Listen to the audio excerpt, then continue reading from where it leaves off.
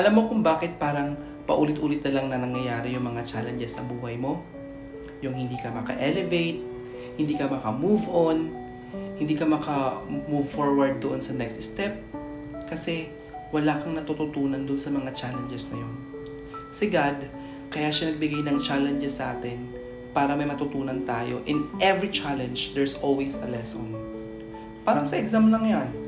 Si teacher sasabihin niya, bukas meron tayong exam. Mag-aral kayo. Bibigyan pa kayo ng pointers niyan. Pero wala kang ginawa the whole night. And the next day ng exam, wala kang naisagot. Bakit?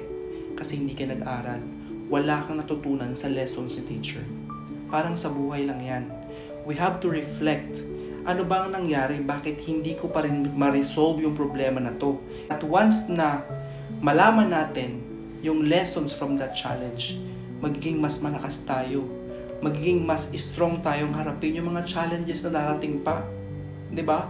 Ang sarap kaya sa pakiramdam na kapag may challenge tayo sa buhay, madali lang nating nare-resolve kasi alam natin kung ano yung gagawin. Kaya sa atin, maging ready tayong harapin at i-resolve yung mga challenges ng buhay. Okay?